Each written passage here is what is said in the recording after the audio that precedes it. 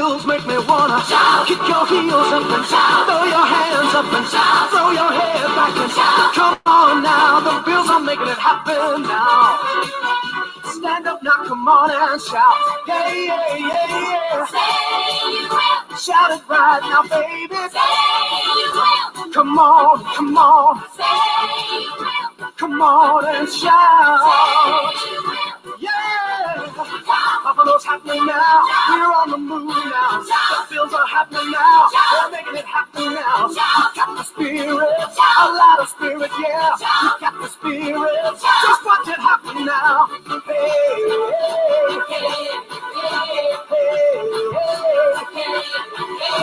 let's go Buffalo. Let's go Buffalo. Let's go Buffalo. Let's go Buffalo. What's up, sports world? Y'all know what it is. The Everything Buffalo Show right here, right now. I'm your host, Andre the Torch Robinson. Bills talk coming up. Sabres talk coming up too, but I felt like I needed to play this song. This song is about as short as the Bills playoff season was. Hope it wasn't too early for that, but nevertheless, being honest, very honest. We will talk Bills. Some of the things the Bills need to do in the offseason. We got the Sabres playing tonight, 7 o'clock. I will be down there. All right. As soon as I'm done here at the Apollo Media Center, we'll be down there at KeyBank Center watching the Buffalo Sabres. Hopefully they bring us a victory. We'll talk UB Bulls at the end as well. So, like and share. All right, like and share.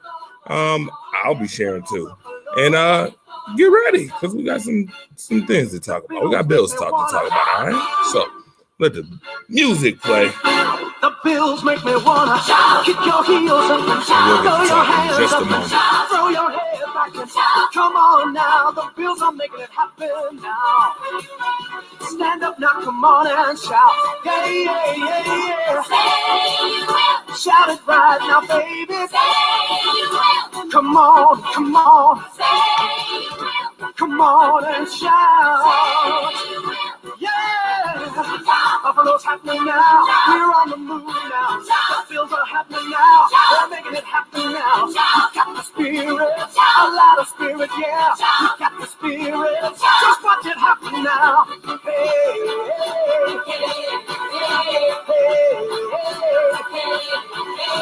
let's go Buffalo. Long day today in Buffalo, by the way. Long day.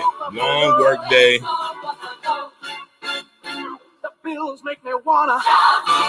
And I am truly yours, the Firestarter, Andre the Torch Robinson, in the heart of the city once again. Everything Buffalo Show right here. We will talk once again Buffalo Bills off-season stuff. We'll talk the Sabres. Will the Sabres make the playoffs? Can they make the playoffs? Right now, we'll talk about that and a whole lot. I will be at, once again, KeyBank Center at 7-ish p.m. To see the Buffalo Sabres in action today, later on today. Should be a fun one. Should be a good one. Can the Sabres get another win? I need the Sabres to continue to win. I feel like, I'm going to be honest, I feel like ever since I came back, after the whole 4-game losing streak that they had on the road, there was people, contacted, hey, you ain't been at a Sabres game in a while. And I'm like, yeah, nah, I got a new job. I've been busy.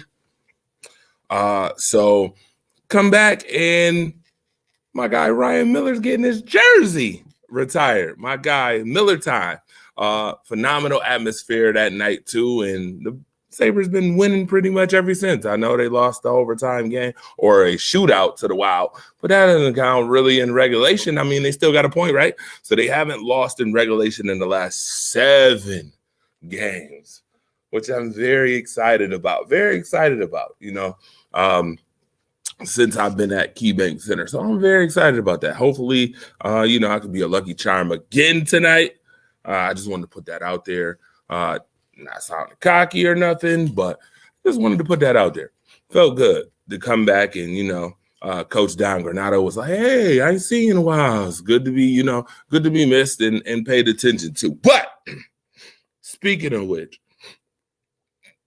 talking about being busy and this being a busy work week and things changing. I have to address something real quick before we get into Bills talk. I have to address this. This is the Everything Buffalo show, right? And you could call in too, by the way. Call line is 716-481-8249. You could call in right here on the Everything Buffalo show. All right. But I'm going to start with something that has something to do with Buffalo, and it ain't going to be the Buffalo Bills. All right. So just lock in, put your seatbelt on, because this one is going to get real. All right. First and foremost, I want to talk about the city in general real quick for like 2 minutes. And I'm going to address this, and I'm looking straight in the camera, and this is straight directly for you. All right. Cheektowaga Police Department. Officer Trapper, to be exact. Okay. I need to explain to you that it is not cool to racially profile Black men, hardworking, law-abiding Black men. You need to stop immediately. Stop. Because what you guys are doing makes what's going on in the world just as bad or worse than it already is.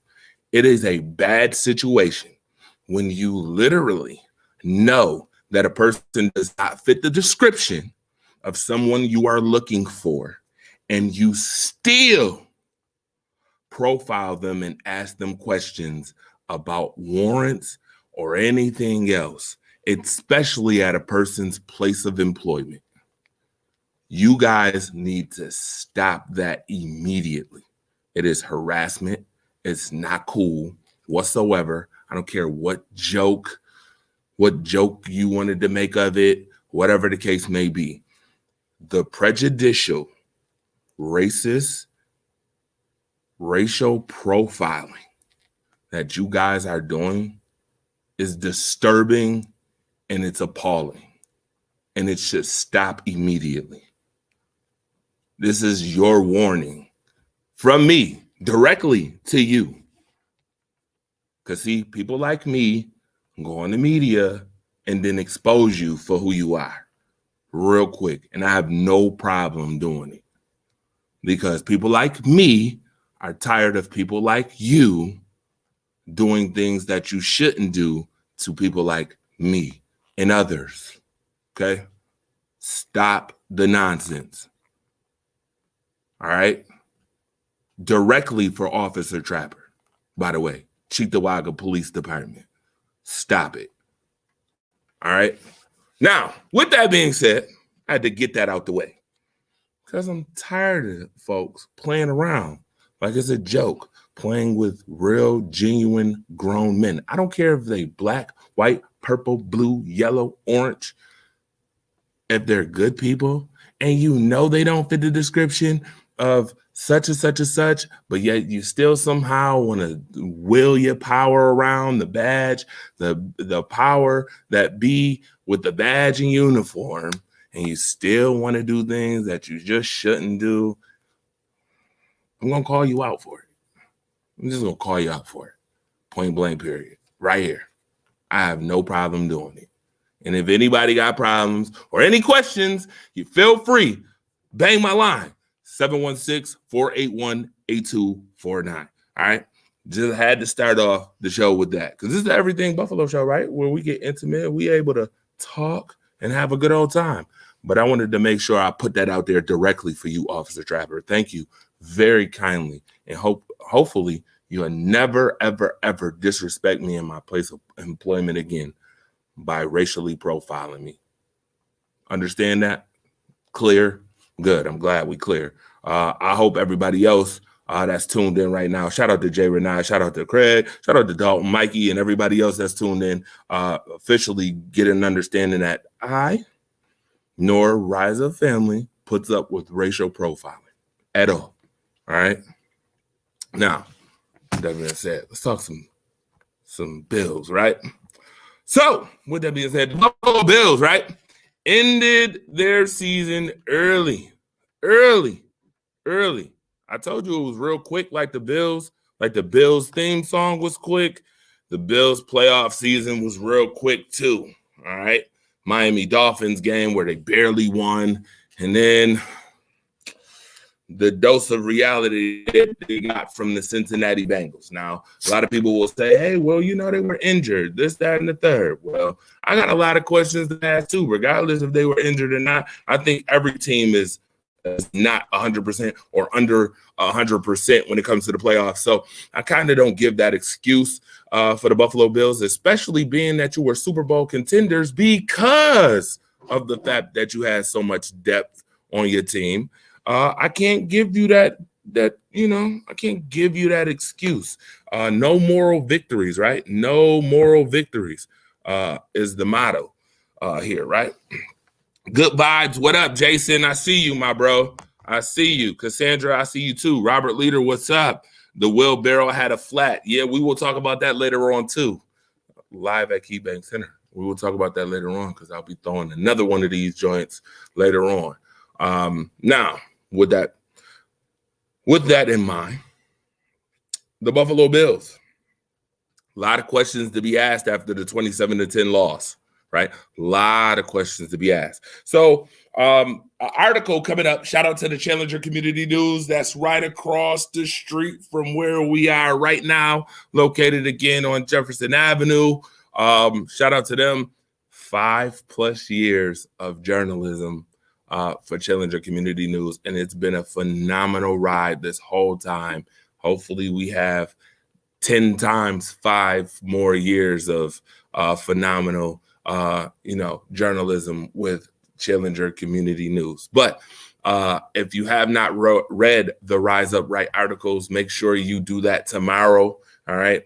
Articles coming out tomorrow. There was one last week, did one this week, and it talks about the Buffalo Bills. So we'll kind of go over, a little review of what I wrote this week and some questions I'm going to ask you guys how y'all feel about it. I'm here to answer questions, but I'm here also to ask some questions too. All right. So here is a couple of questions that I got to ask now about this Buffalo Bills team after the offseason, right?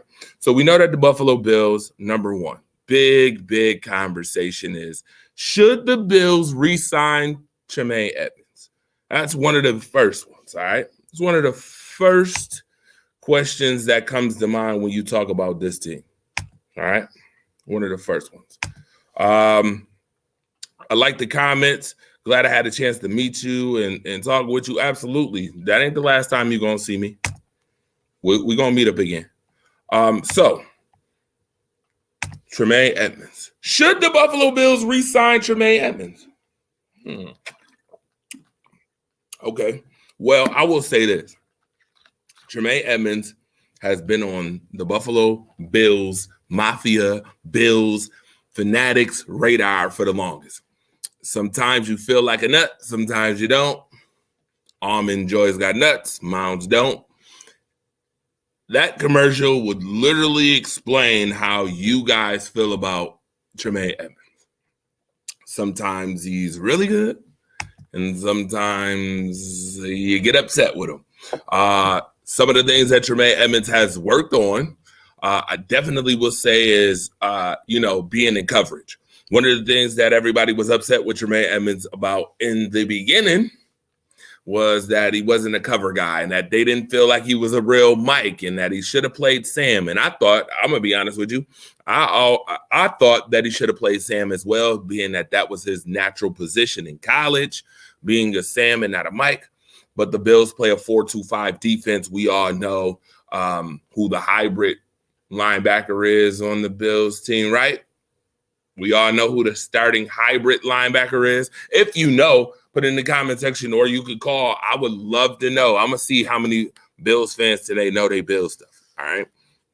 Now, with that being said, playing a 4-2-5, zone, his responsibility as a Mike really wasn't too much in coverage, just covering an area. That was more Matt Milano. Being the Sam linebacker, which Matt Milano's phenomenal, by the way. So He's done a better job in the 4-2-5 scheme, being more of a cover guy. Watching the line, that was something else that he had an issue with. Watching the line and not the running back moves, getting caught in the backfield, watching how the line moves and then reacting to how the offensive line moved so that he can make plays was something that he definitely has worked on this season as well. For the fact that I like progression, right? Me personally, for the fact that I like progression, I'm an elevation guy. I like elevation. I like people to see do well, right? I like the story of where you came from to where you are now and what you're going to do in the future. That's just me as a person in general. I do think the Buffalo Bills should re-sign him, to be honest. A lot of people, had issues with him, but then some became believers after the season about him, and I think that they should re-sign. I really do. I mean, who else are you going to get in free agency that is going to show you the progression that Tremaine Edmunds has?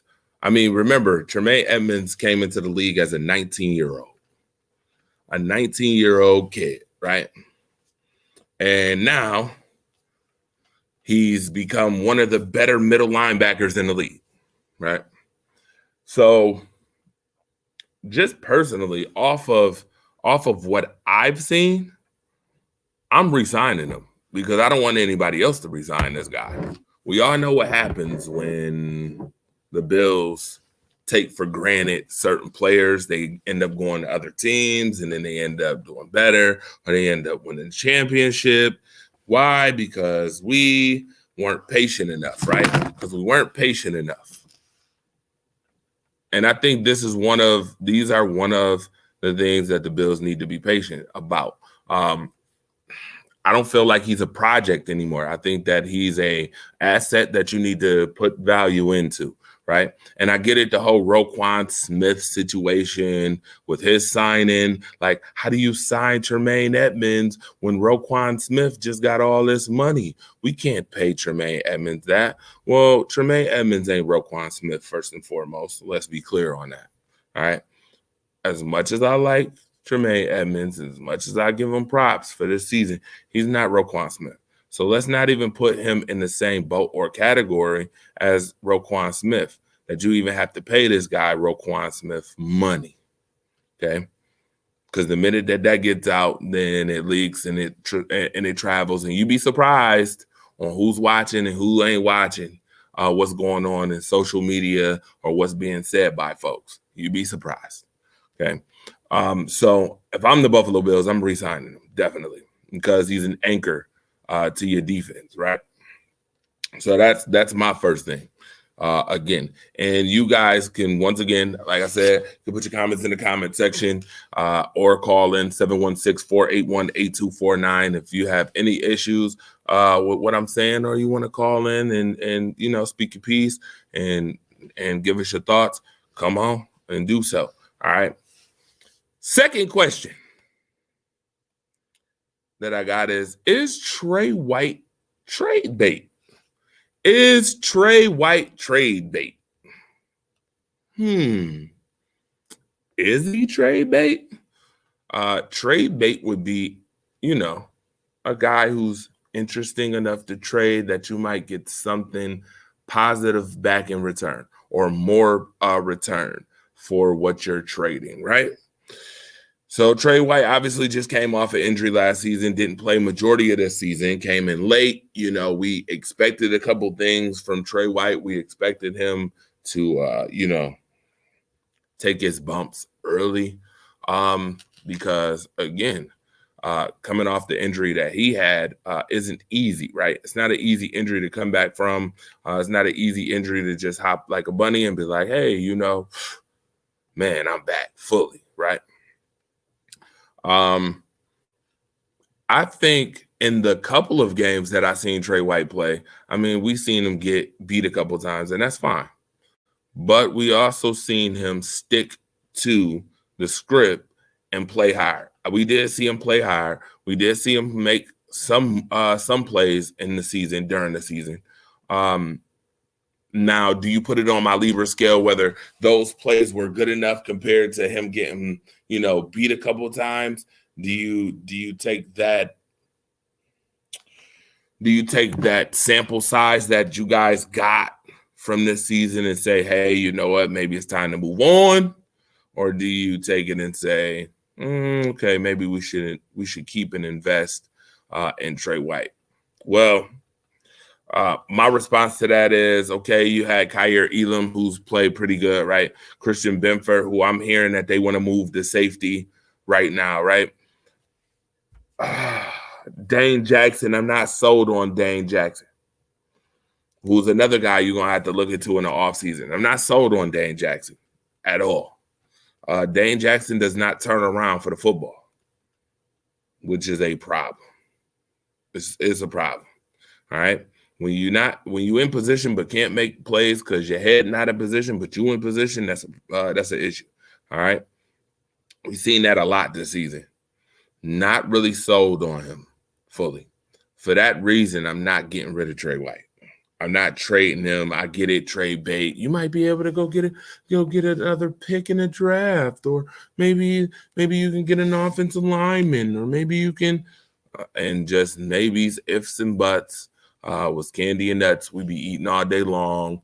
I'm okay with letting Trey get healthy in the off season, and then seeing what he looks like in the off season and what he looks like in preseason before we get to trading prematurely, and then you give him to a team and that team end up becoming like a Super Bowl contender because you done gave up a good corner,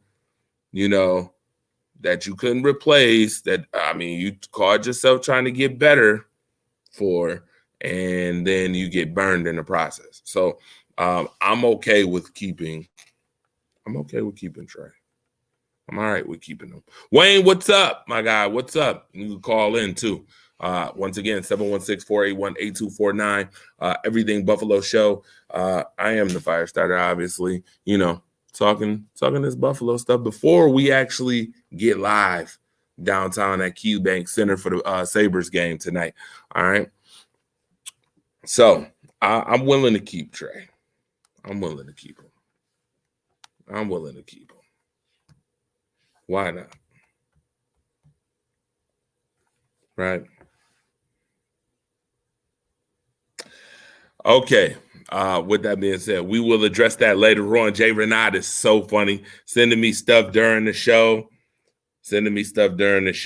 Tom Brady. Yeah, we'll talk about Tom Brady later. The Buffalo Bills definitely weren't the biggest fans of Tom Brady, but we'll talk about Tom Brady shortly. All right. Another question that's on my mind. Is it time to move on from Micah Hyde and Jordan Poyer? Well, I will tell you this before we get into answering that. And again, call line is open. All right. You see it down there in the ticketer, 716-481-8249. Safety is important. The safety position is important. Micah Hyde and Jordan Poyer, older, wiser, not the fastest, but Jordan Poyer, when he plays, you get very good results when Jordan Poyer plays. The Bills were undefeated when Jordan Poyer played until they played the Bengals.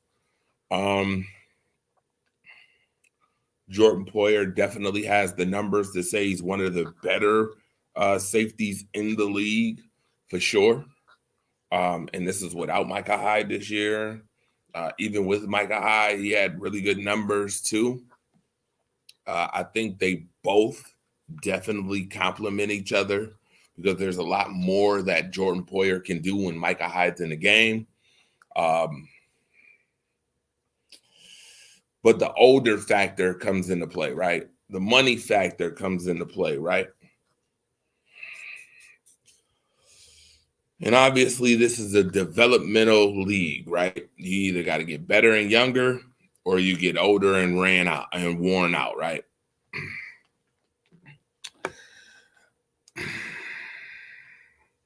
My thing is, you could get younger by drafting. You could draft a safety or two You could go in the free agency pool, but once again, I would ask before you get rid of something, what are you going to bring in, right? So I guess that's a Sean McDermott and Brandon Beane thing on who would they get. I mean, we've heard the rumors Jordan Poyer might be going somewhere else anyway. Money-wise, money may not be good enough. You got a bunch of free agents. Jordan Poyer's 31, sitting on the other side of time. Do you invest in Jordan Poyer? Well, my answer to that is kind of I need to see where Micah Hyde's head is at. And does Jordan Poyer know something? Because, I mean, he definitely liked a Miami Dolphins tweet about coming to Miami. I don't know. Do he know something about Micah Hyde that we don't know? Andy Van Meer, what's good? What's going on? Shout out to you. Does he know something? Maybe it's something to keep in mind. It's hard because organizational moves are the reason. I think one of the biggest reasons why the Buffalo Bills have not won a Super Bowl yet is because of organizational moves, not making the moves necessary that would make the Bills most successful. They've made organizational moves that are good enough for playoffs to get to the playoffs, but not organizational moves that are good enough to sustain playoff runs, right? So if you move Jordan Poyer and Micah Hyde, what are you going to get in return? What's your response? And earlier I told you Christian Benford might be moving to safety. I think that might be a good idea, younger, but who is he working under? Like who's going to be the veteran if you get rid of Micah Hyde, Jordan Poyer? Who's the veteran that's going to be able to mold him? And I get it. Micah Hyde was gone. Jordan Poyer played majority of the time. So, I mean, is it enough to be like, hey, you know what? Okay, we could get rid of him. I think he's got enough experience to play safety, and we'll be okay. I don't know. I'm not really into getting rid of either one of them. Again, I really need to see them at full strength. Again, I need to see them. I need to run it back. How about that? I need them to run it back. And this time, hopefully, they'll all be healthy this time. Hopefully, Von Miller won't be injured by week 7 this time. Hopefully, Micah Hyde won't be injured by week 7, week 6, 7. Hopefully, we can get Micah Hyde next year to play, and he's healthy throughout the year. Then we can see, what's up. Run that back, right? Run it back, see what the season going to look like. So that's my answer to that. I need to see some things first. I need to have some conversations first. All right. Now, what players on the offensive line will stay in Buffalo is another question that I had. And obviously, we can look at the roster, right? Let's look at the roster real quick. I think we got the roster up here, right? Let's look at this roster on the defensive line. And obviously it starts with Greg Rousseau, Ed Oliver, all right, Jordan Phillips, right? You had Von Miller. Von Miller's not going anywhere, by the way. Just want to let y'all know that right now. So let's look. Let's have a little fun and look real quick at the Bills' defensive line roster. So Tim Settle is on here too, as well. Do you keep Tim Settle? That's a question for y'all. Would you keep Tim Settle?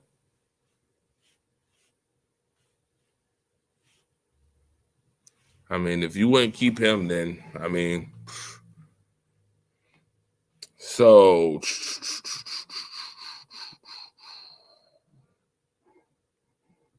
up and down the line. All right, here we go. So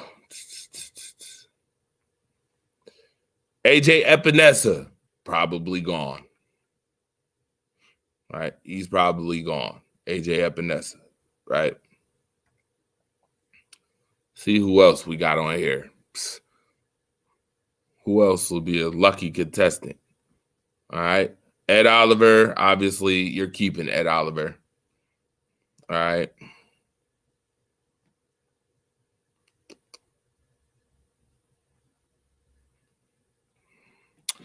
Eli Ekanu, I don't even think he played much this year, did he? No. Shaq Lawson. Uh-oh. There's one right there. Shaq Lawson. Will the Bills keep Shaq Lawson? I mean, they got Jordan Phillips and Shaq Lawson. Do they keep them around with Greg Rousseau, Ed Oliver, like I said, Von Miller? Do you keep that? Do you keep them? Tim Settle, again, talking about Tim Settle. Daquan Jones. You keep Daquan Jones? Let's be clear. Buffalo Bills was top 4 in sacks when Von Miller was in the lineup playing. They were just bottom 4 in sacks when Von Miller went out. This was the year we thought the Bills would have more than 42 sacks this season. In fact, how many sacks did the Buffalo Bills have this season? Put it in the comment section. I'd love to know. Somebody put that in the comment section. Wilden Bombard, what's good? Shout out to you, sir, for tuning in. How many sacks did the Bills have this season? Is what I need to know. Because if that's the case and the Bills didn't advance in that category, then some of y'all got to go. Tim Settle being one of them. He's the odd man out in this situation to me. Tim Settle, maybe even Daquan Jones. Like, you brung them here to be an impact, right? Did you get a lot of impact from him? Probably not. Ed Oliver is a young guy. Is he off his rookie contract yet? I don't think so. Rousseau, young guy. They're not getting rid of him. He was a first rounder. Jordan Phillips. Jordan Phillips had a lot of spurts this year. When he played, run defense was a lot better. Shaq Lawson, I thought, could have did more. Obviously, I got pictures with Shaq, then talked to Shaq a little bit this year. Could they let him go? All right. I don't know. I don't really know. I think those two that I named, though, Tim Settle, Jaquan Jones, those guys I think are gone. All right. So if there's anybody who will stay, I think the others will stay. AJ Epinesa is gone too, by the way. All right. So is this the last rodeo for Devin Singletary? Yo, listen, I've caught heavy flack. Let me just say, I've caught heavy flack for Devin Singletary.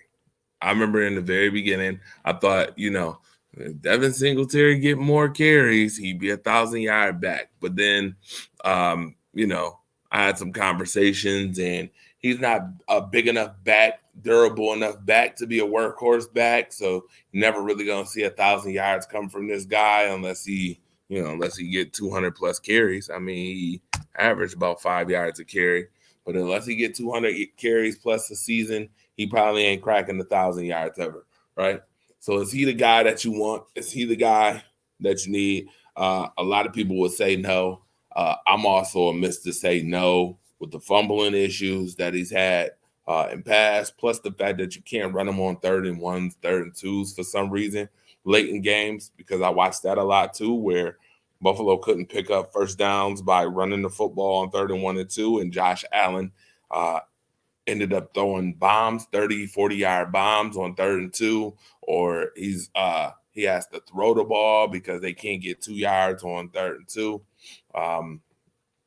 So I think this is the last rodeo for him. Unfortunately, especially after what you've seen James Cook do this year, being a small guy too. I don't think James Cook will ever be a solid, durable workhorse back, but we saw a lot of good things from James Cook this year. He definitely gives you positive plays, positive yardage, big first downs, has that ability to hit a hole and go for 15 real quick on you. He has that that motor, no pun intended, that motor that can get you where you need to go. But again, because he's small and the Bills really don't run a whole hell of a lot, Josh Allen damn near passed 60% of the time this year. 60-40 split, kind of not balanced, right? I don't see Devin Singletary back. I think James Cook will stay. I think that they'll use another running back. I mean, Hines is here. They didn't really use him that much in the running game this year. They used him more for special play, gadget plays, catching the ball, running. Obviously he had 2 touchdowns in one game, running the ball on kickoffs or taking kickoffs. So I don't know. I think the Bills definitely need to make a move for a power back this year. I thought they should have got Kareem Hunt last year. I think that they should get a durable back this year. And to be honest, one that comes to mind is Aaron Jones. A lot of people are like, what? Yeah, Aaron Jones comes to mind. Played in cold weather. Definitely can run. Definitely can get you 1,000 yards a year.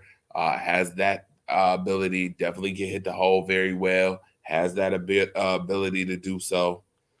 But here's the other side of that equation, talking about running the football. You're only going to be able to run the football great the only way you do that is if the Buffalo Bills become more of a balanced blocking offensive line. And what I mean by that is being able to block both in run and in pass. A lot of those guys this year were pass blocking offensive linemen, and when it came to running the ball, you can tell that they aren't the most comfortable with run blocking. Now, they thought Quisenberry, right? They thought Quisenberry and Sappho, who made the Pro Bowl somehow, whatever, being that they are run blocking like offensive linemen, was going to get the job done. Well, here's the Achilles heel to that. Obviously, we saw in this playoffs that Josh Allen took a lot of pressure this offseason, and this playoff, and I wonder why that was, right? Because there's not a balance of run and pass blocking on these teams. They're either very versed in run blocking, and that's it, or they're very versed in pass blocking, and that's it. And when you got a unit together like that, you're going to have problems in both aspects because it's not congruent, it's not contingent. It's not adhesive or not fully put together. The foundation isn't fully there. Wayne, what's up, my guy? I am feeling good right now. You are watching the Everything Buffalo show with me, Andre the Torch Robinson, the fire starter, right here in the heart of the city at the Apollo Media Center.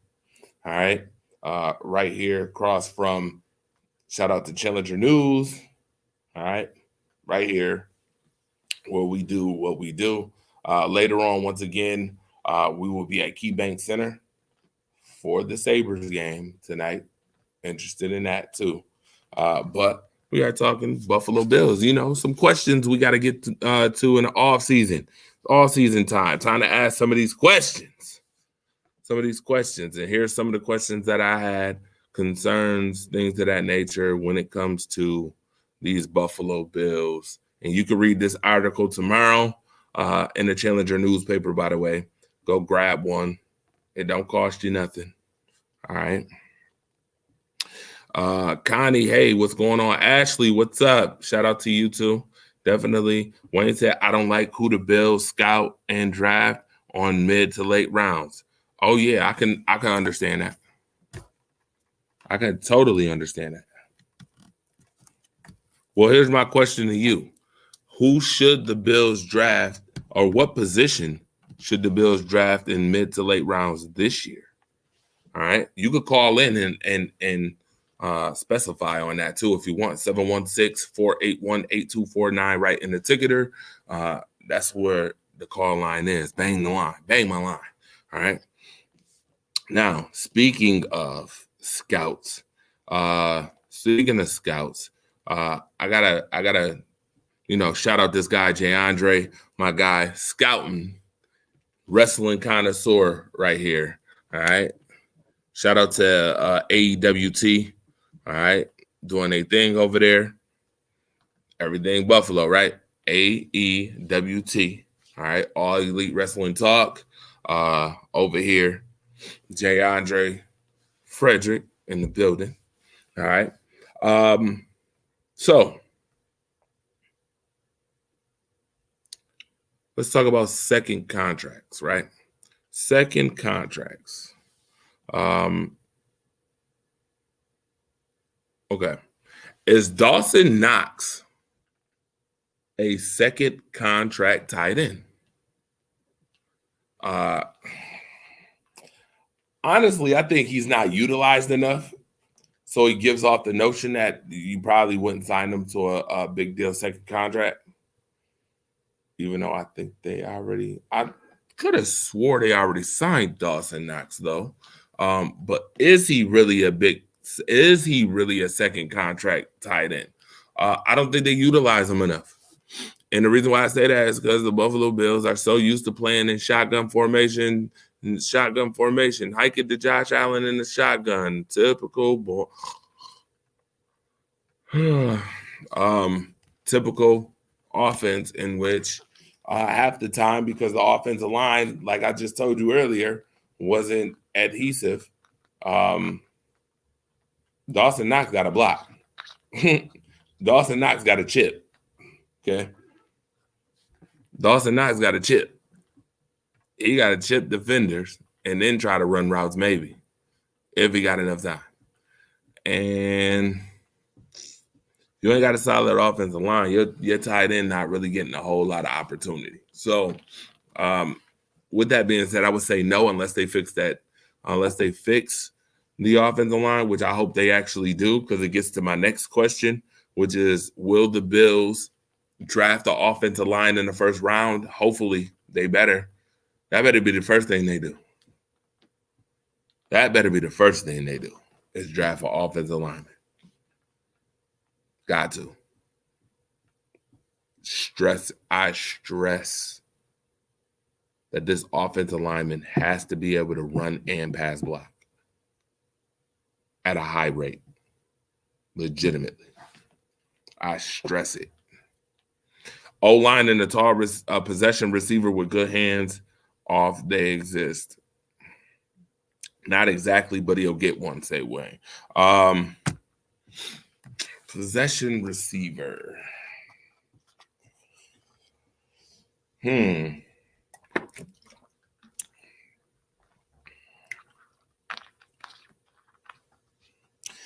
but you thought you had that with Gabe Davis.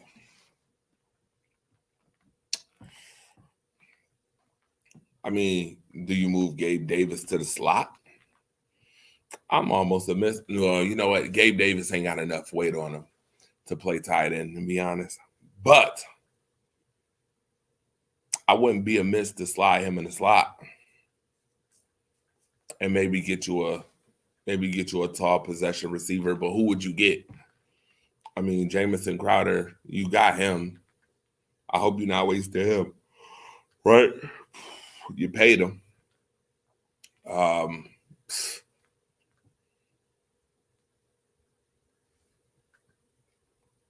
Khalil Shakur looks good playing the 3 or 4.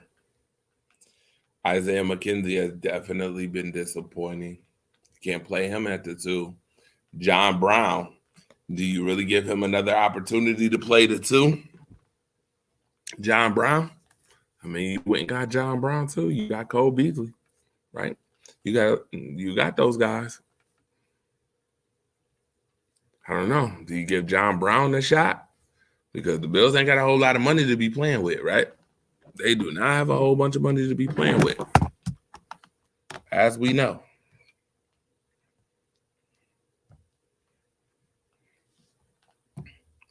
Me, I would just have to take my lumps. I got to try John Brown. John Brown gotta give me some production again. All right, that's just me, personally. John Brown, you got to produce smoke. When there's smoke, there's fire. Got to produce. Leslie Frazier. Oh yeah, this is a good one.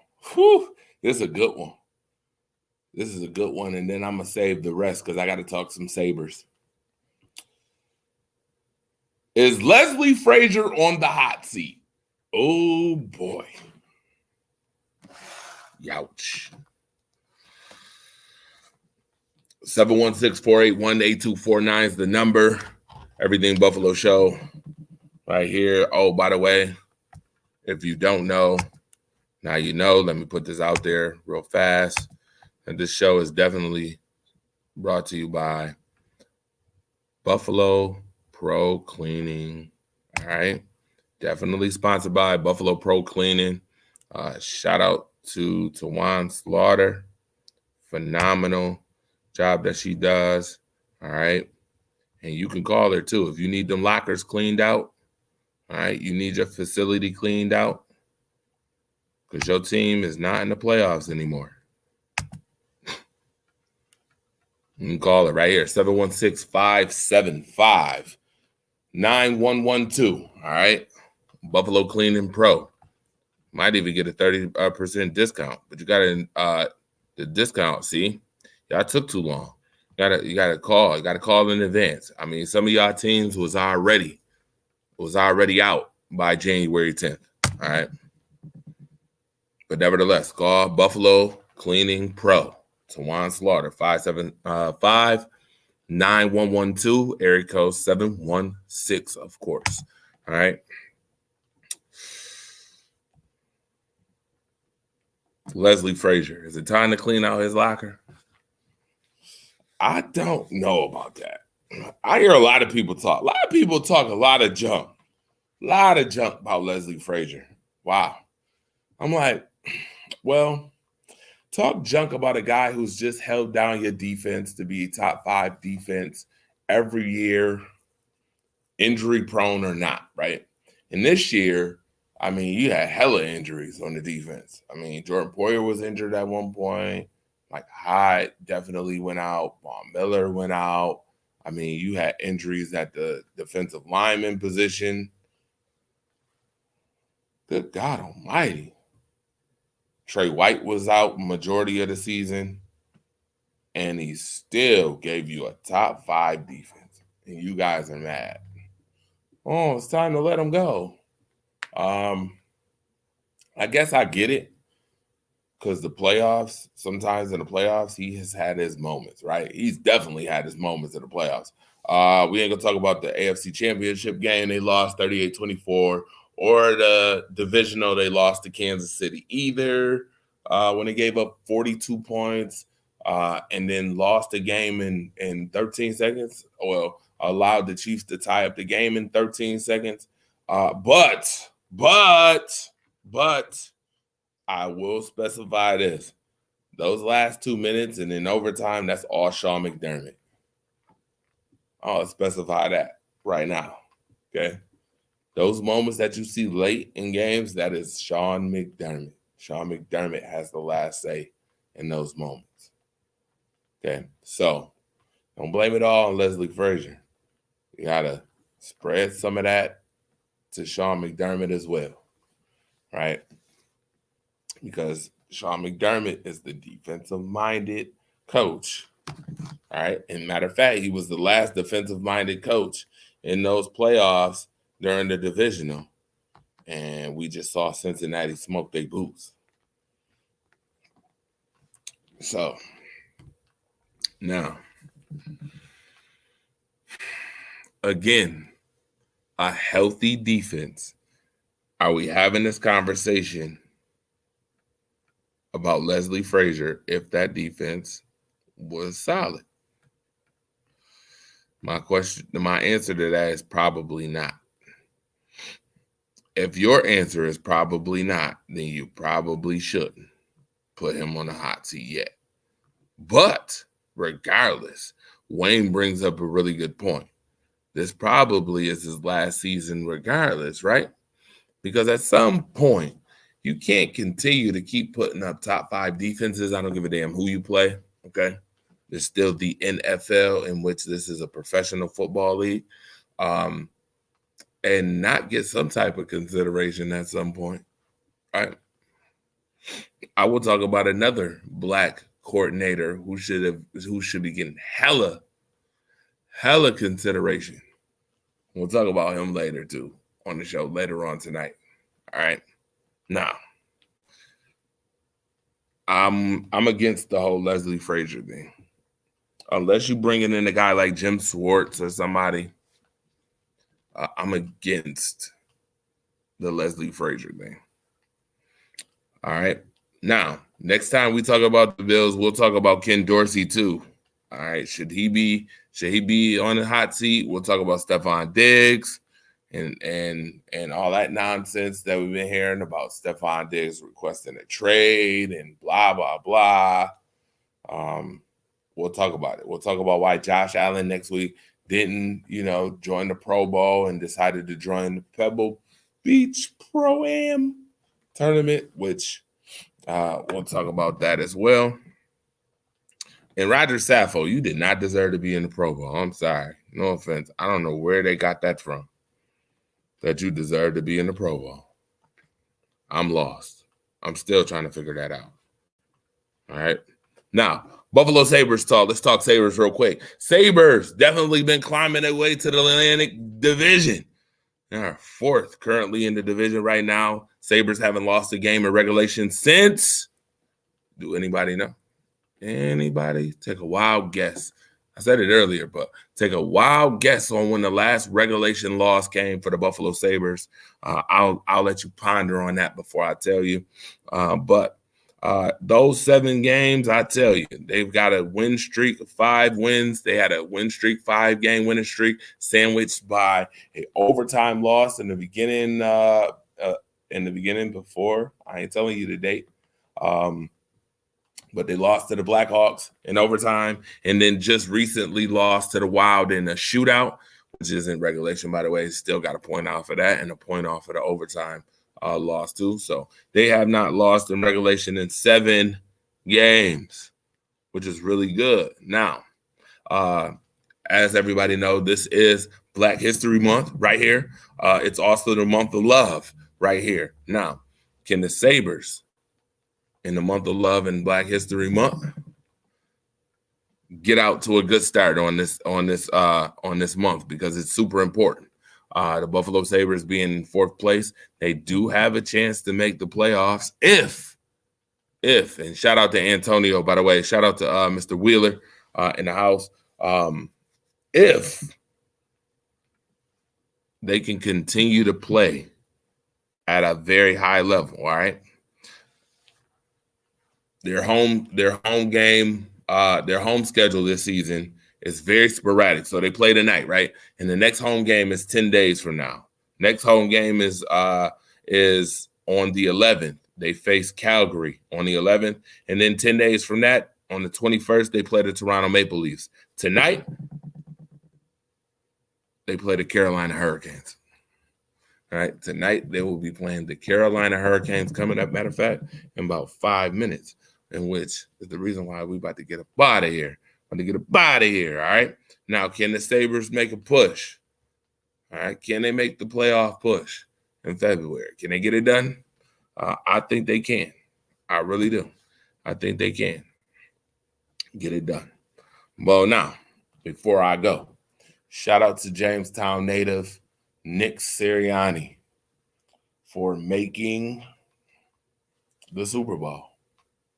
Shout out to the Philadelphia Eagles. We'll talk about them later on this week and next week too. as they'll be playing Kansas City. Kansas City Chiefs should have been the Buffalo Bills. Whatever. Right? Shoulda, coulda, woulda. And with that being said, shoulda, coulda, woulda. I wish I had more time and could have been on this show a little bit longer, but KeyBank Center calls, and we got to do what we got to do. So once again, appreciate all you guys for tuning in, being here with me. And if y'all Bills Mafia fans, just make sure y'all stick to that. Stand on that.